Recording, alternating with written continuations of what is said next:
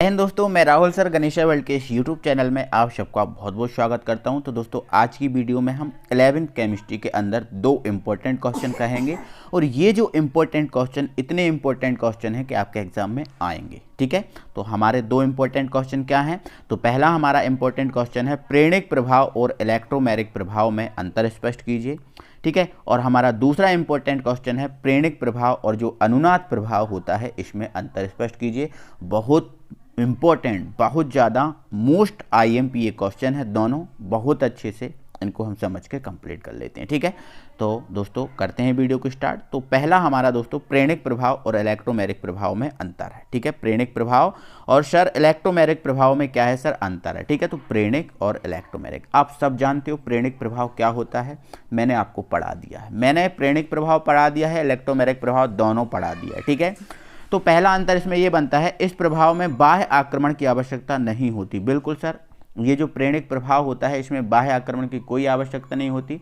इसमें क्या होता है, प्रेरणिक प्रभाव में एक प्रबल ऋण विद्युतीय तत्व जुड़ा होता है और ये प्रबल ऋण विद्युतीय तत्व होता है, ये इलेक्ट्रॉनों को खींचता है। अब इलेक्ट्रॉनों को खींचता है तो इलेक्ट्रॉनों का क्या होता है? स्थानांतरण। तो प्रबल ऋण विद्युतीय तत्व द्वारा जो इलेक्ट्रॉनों का स्थानांतरण होता है वही प्रेरणिक प्रभाव होता है। ठीक है, तो इसमें कोई भी बाह्य आक्रमण की आवश्यकता नहीं होती। बट इलेक्ट्रोमैग्नेटिक प्रभाव होता है, इसमें बाह्य आक्रमण की बिल्कुल आवश्यकता होती है। इसमें कोई डबल बॉन्ड या ट्रिपल बॉन्ड वाला, डबल बॉन्ड या ट्रिपल बॉन्ड वाला मतलब आसंतृप्त यौगिक। डबल बॉन्ड और ट्रिपल बॉन्ड वाले यौगिक जो होते हैं मेरे भाई, वो आपके आसंतृप्त यौगिक होते हैं। ठीक है, तो इसमें क्या होता है, कोई बाह्य आक्रमण करता है।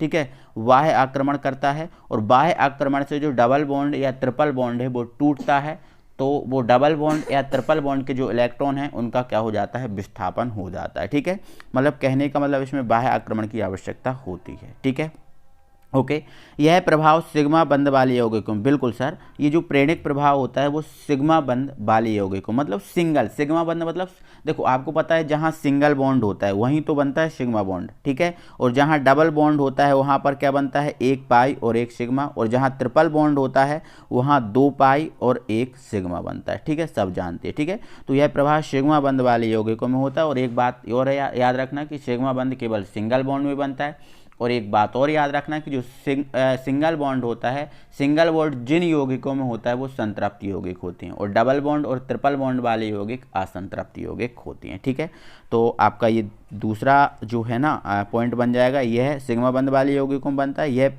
ठीक है, और ये पाई बंध वाले यौगिकों में होता है। ठीक है, जो इलेक्ट्रोमैग्नेटिक प्रभाव है डबल बॉन्ड ट्रिपल मतलब डबल बॉन्ड और ट्रिपल में पाई होता है, तो ये पाई बंध वाले यौगिकों में होता है। ठीक है ना भाई, चलो अगले अगर हम पॉइंट पे बात करें, अगला हमारा जो पॉइंट है, तीसरा पॉइंट है, वो कहता है यह प्रभाव स्थायी होता है। बिल्कुल, प्रेरणिक प्रभाव जो है ना स्थायी है। देखो, प्रेरणिक प्रभाव एक बार जब हो जाता है तो वो प्रभाव खत्म नहीं होता, मतलब ये स्थायी होता है।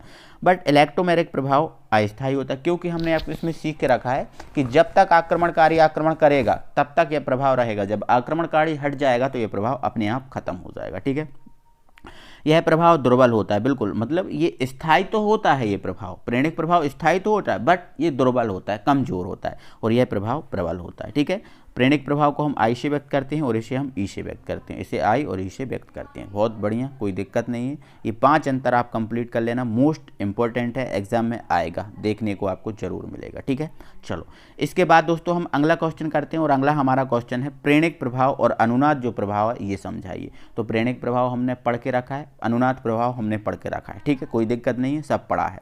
तो यह प्रभाव संतृप्त, बिल्कुल भाई, संतृप्त मतलब सिंगल बॉन्ड वाले ना, सिंगल बॉन्ड वाले। ठीक है, तो ये संतृप्त यौगिकों में होता है।